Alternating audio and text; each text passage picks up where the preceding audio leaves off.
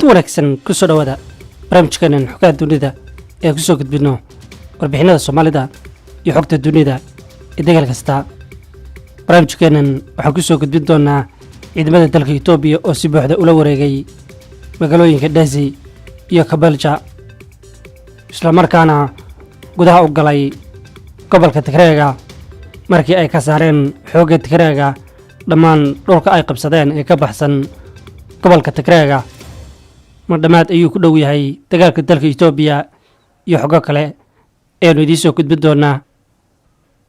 isbahaysiga ciidamada ee dalka Itobiya oo hogaaminayo ra'iisul wasaaraha dalka Itobiya Abiy Ahmed ayaa ku dhawaaqay in kooxda Tplf laga xoreeyay magaalooyinka Tadesse iyo magaalada warshadaha ee Kabalja. adeega isgaarsiinta ee dowladda Itobiya ayaa war uu soo saaray wuxuu ku sheegay in ciidamada isbahaysiga ee Itobiya ay kooxda argagixisada ay kala wareegeen magaalada taariikhiga ee Tadesse iyo Kabalja. marka laga soo tago magaalooyinka Tadesse iyo Kabalja, waxay ciidamada Itobiya ay sheegteen in ay ka xoreeyeen kooxahani ee Tplf magaalooyinka Bati, Karasa, Garba, Dega oo ku yaala jiidaha bari. ciidamada isku dhafka ayuu sidoo kale sheegay in si buuxda ay la wareegeen gacan ku haynta degmooyinka Qulu oo ka tirsan jiidaha hore ee Harbo. ciidamada Itobiya iyo xulfadooda iyo guulo istaba jooga ka gaadhay jabhadaha dagaalka ay kaga soo horjeedaan oo isku dayay inay gadoomiyaan caasimadda Itobiya ee Addis Ababa. bilowgii bisha November, xogaga fallaagada Tigray waxay ku siisiqayeen magaalada caasimadda ee Addis Ababa iyagoo qabsaday dhowr magaalo oo muhiim ah, waxayna gaadheen meel 220 kilomitir u jirta caasimadda. waxay dhalisay walwal badan in caasimadda ay ku dhacdo gacanta kooxaha Tplf, taas oo keentay in wadamada dibaddu ay diblomaasiyadooda ugu baaqaan inay ka baxaan magaalada Addis Ababa. laakiin kadib markii ra'iisul wasaaraha Itobiya uu aaday jiidaha hore ee dagaalka si uu hago ciidamada dagaalka kula jira Tplf iyo shabada xoreynta ee oramada, ciidamada federaalku waxay jab istaba jooga ay gaarsiiyeen xogaga Tplf, taa oo meesha ka saartay guulihii muddo bil ah ay ku gaadheen xogaga Tplf.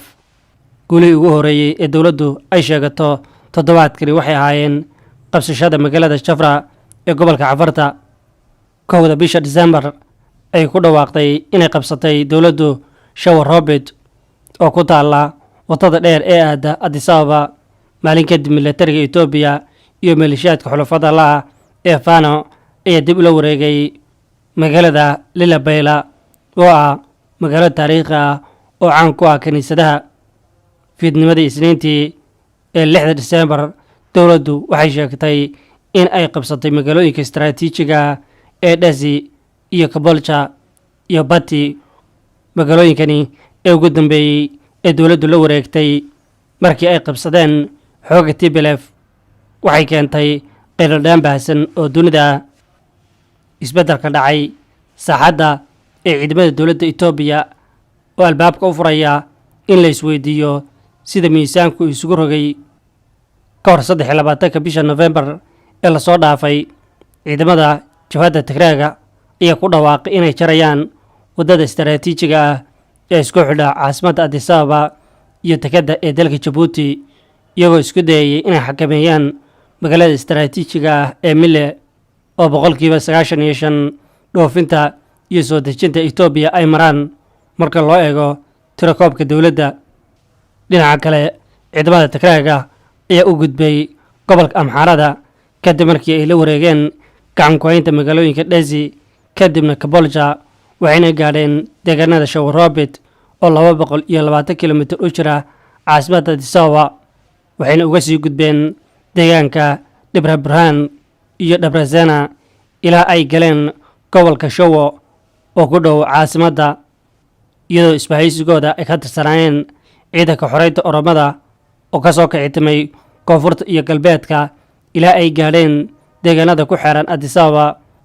waxayna baaqyadii ahaa in muwaadiniinta laga soo daadgureeyo dalal dhowr ah ay bixiyeen aragti ah in caasimaddu ay qarka u saaran tahay in ay ku dhacdo gacanta jabhada 24 bisha November kooxda Tigrayga ayaa gacanta ku dhigay meelo badan oo ka tirsan gobolka Canfarta hase yeeshee ciidamada dawladda iyo maleeshiyaadka taageersan ee ka soo horjeeda Tigrayga ayaa dib u qabsaday magaalooyin muhiim ah sida Jena iyo agagaarkooda oo ka tirsan gobolka Canfarta iyo Gashena oo ku dhow gobolada ee Tigrayga iyo Amharada. Cabdiqaadir Ibrahim oo ah wariye ku sugan gobolka Canfarta oo warbaahinta la hadlay ayaa sheegay in dagaalku uu hadda ka socdo xuduudda gobolka Canfarta uu la wadaago gobolka Tigrayga iyo Amharada kadib markii dagaalyahanada Canfarta iyo ciidamada Itobiya ay soo galeen dagaalo xoogan oo ay la socdaan jabhadda Tigrayga oo ay ka saareen gobollo badani. Xukuumadda Canfarta ayaa dhankeeda war ay soo saartay waxay ku sheegtay in ciidamada gaarka ee gobolka Canfarta iyo ciidamada Itobiya ay u suurto gashay in dib ay u soo ceshadaan dhammaan deegaanadii gacanta ay ku hayeen xoogga Tigrayga. Sarkaal hore oo ka tirsanaan jiray ciidamada Itobiya Xasan Awaal oo ku sugan gobolka Canfarta oo waraysi siiyey TV-ga Al Jazeera ayaa sheegay in howlgallada cirka ah ay weli socdaan isla markaana ciidamada Tigrayga lagu riixay gobolkooda waxaana ka qayb galaya halgamayaashii Canfarta ee hore uga tirsanaan jiray ciidamada dalka Itobiya. Ciidamada dawladda ayaa la wareegay magaalooyinka isku xidha Tigrayga iyo Canfarta halkaas oo ay marayeen gaadiidka gargaarka ee qaramada midoobay. Ciidamada dawladda ayaa hadda xakameyn kara isla jidka ay maraan ciidamada Tigrayga markii weerarka ay ku qaadeen Tigraygu Tadesse iyo magaalooyinka kale waxay gooyeen isu socodka Amharada iyo caasimadda. Marka loo eego gobolka Amharada oo Tigrayga iyo xulfadooda Oromada ay kaga wajahnaayeen caasimadda waxay ciidamada dawladdu ay qabsadeen magaalooyinka Akbar, Tinta iyo Tuba. sidaa darteed ciidamada Itobiya ayaa ku dhawaaqay dhamaadka khatarta ee Addis Ababa labadii bishani. Nagazo Tahluno oo ah taliyaha ciidamada militariga ee Jawar ee gobolka Shawa ayaa sheegay in khatarta militari ee ku wareegsaneyd caasimadda gabi ahaanba la jaray waxaana ciidamada dawladdu ay si weyn u adkeeyeen ammaanka caasimadda. mana jirto hadda haba yaraatee khatar laga fili karo inay ku dhacdo Addis Ababa.